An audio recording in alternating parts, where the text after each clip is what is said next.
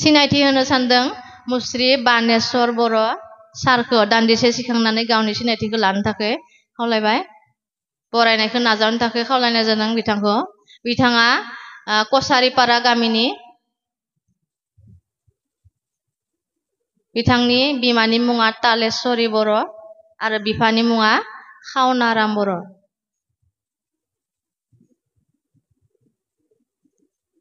बे समाव बरायनो सानदों मुस्रि कार्तिक चन्द्र बर' बिफा रुंसारि कान्दुरा बर' बिमा रुंसारि कामेश्वरी बर' गामि 2 नं सारगाव भकतपारा जिल्ला उदालगुरि पिन 784190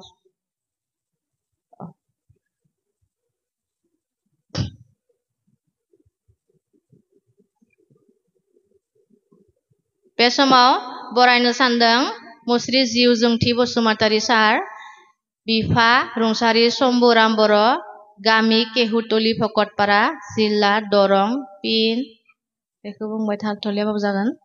बिथाङा वारपारा गुदि फरायसालियाव 1988 निफ्राय 1989 मायथाइसिम ट्रेनिं भेकेन्सि पोस्ट आरो 1989 निफ्राय 90 मायथाइसिम सुपार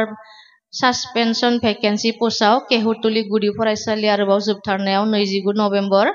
1990 खालारनिफ्राय रेगुलार पोस्टआव तेतली भांगरी गुदि फरायसालियाव लोगो फोरोंगिरि हिसाबै खामानि मावो बे समाव बरायनो सानदों मुस्रिमा निर्माली कसारी फिसाय मुस्रि पानाम चन्द्र बर' गामि पुनियागांव भकतपारा जिल्ला उदालगुरि बिथाङा सैबारि एमभि फरायसालि सोरखारि साख्रि मावदोंमोन सैबारि एमभि फरायसालिनि फोरोंगिरि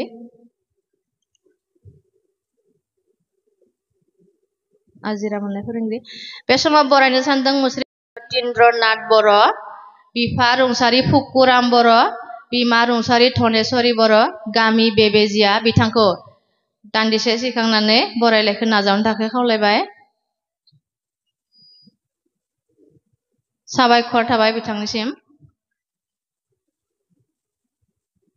बिथाङा भकतपारा हिनजाव गेजेर फरायसालियाव लोगो फोरोंगिरि महरै खामानि मावदोंमोन बे समाव बरायनो सानदों मुस्रि सुरेन्द्र बर' सार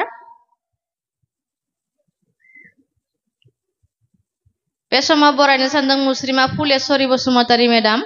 फिसाय पुवा ब्रह्म बसुमतारी गामि पुनियागांव भकतपारा जिल्ला उदालगुरि बिथाङा भकतपारा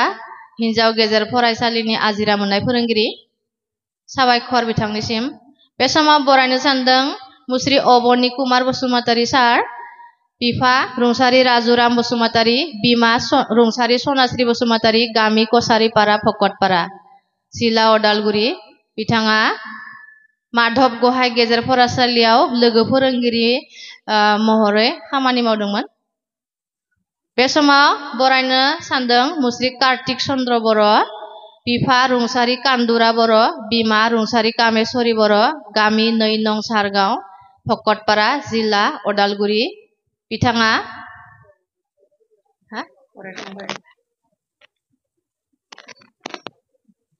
बोसोनगिरि जोंनि दखरा आब' मावखुलि भकतपारा दखरा दुलाराय बर' आइजो अनसाय आफाद लासो भकतपारा जिल्ला उदालगुरि खालार 12 मार्च 2025 इंराजि मायथाइ थावनि कलितापारा जेबि फरायसालिनि गेलेग्रा फोथार मानबिलाइ सिम मुस्रिमा मनेश्वरी बर' फिसाय बिरेन ब्रह्म गामि पुनियागांव भकतपारा जिल्ला उदालगुरि पिन 784190 हे मानाव गेदेमाजो गिबियावनो